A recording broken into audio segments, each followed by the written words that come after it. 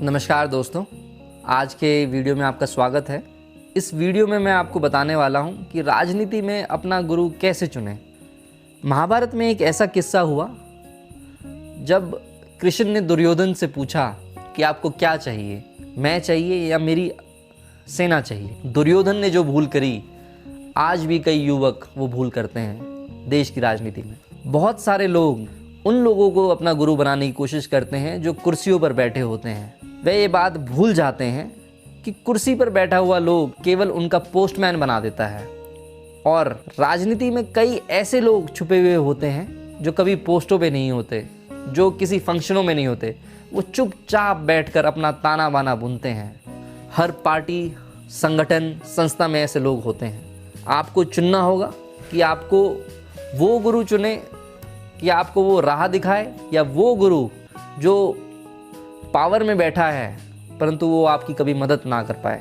ऐसे लोग आपसे पोस्ट के बदले में कभी कोई पैसा नहीं लेते। इनका केवल एक ही मकसद होता है, अपनी संस्था को आगे बढ़ाना। और ना तो इन पर कोई गिफ्ट काम करता है, ना कोई इमोशंस काम करते हैं। बस इनको आप में वो दिखना चाहिए कि आप इनका लक्ष्य आप कैसे सिद्ध कर सकते हैं। आपको इनकी ज़रूरत बनना पड़ेगा। इसलिए आपने देखा होगा कई लोग इनसे शिकायत करते हैं कि हम 20-20 साल से आपके पास हैं, आपने हमें ना देकर किसी और को पद दे दिया या पोस्ट दे दी।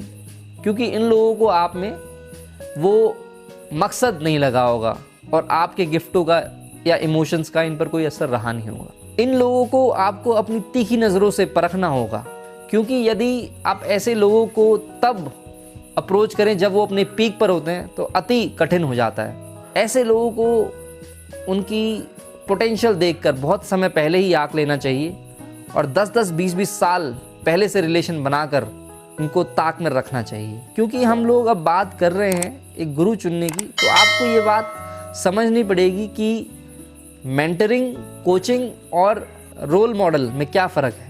मेंटरिंग एक सोर्स ऑफ विजडम है। मेंटरिंग आपको सही गलत बताती है। मेंटरिंग आपके बिहाफ पे बात कर सकती है, आपको लिफ्ट करती है और एक लॉन्ग टर्म की है। परंतु कोचिंग एक शॉर्ट टर्म है, ये पैसे में ली जा सकती है, ये आपके इमीडिएट गोल्स को पूरा करती है और ये मैंडेटरी हो सकती है।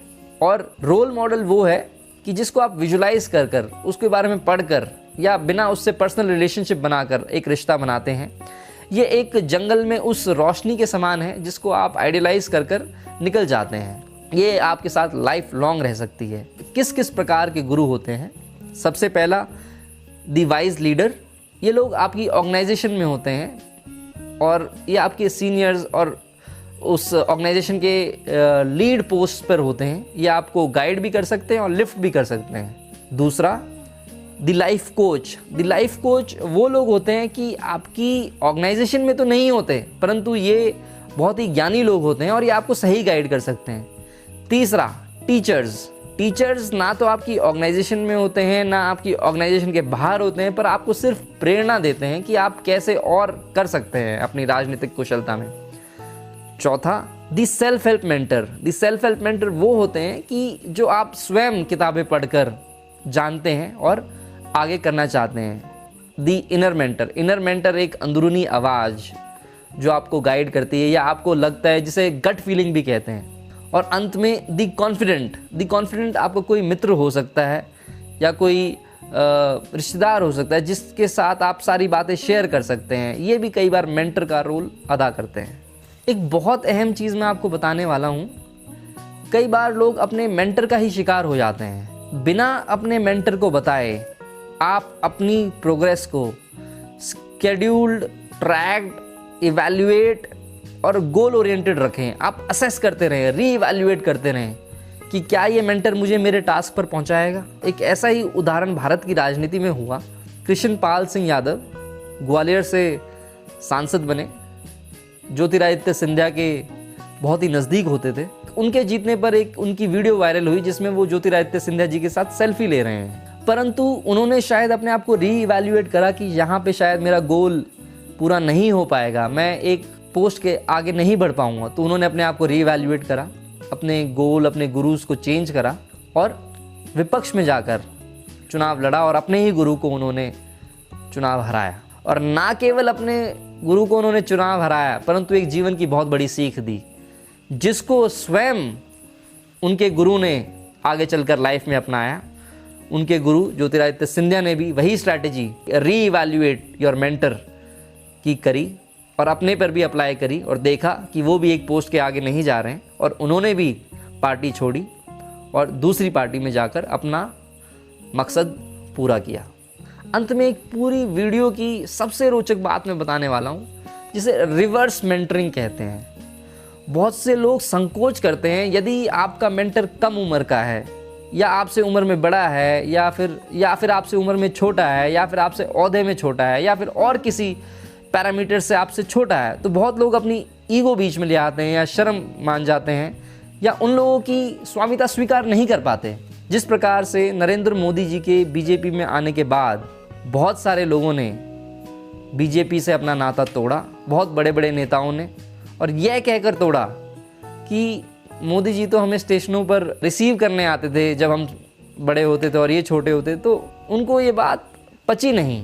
तो उस टाइम पे उन लोगों को रिवर्स मेंटरिंग का प्रिंसिपल याद करना चाहिए था। और रिवर्स मेंटरिंग का सबसे बड़ा जीता जाता उदाहरण है इतिहास में बुल्ले शाह का।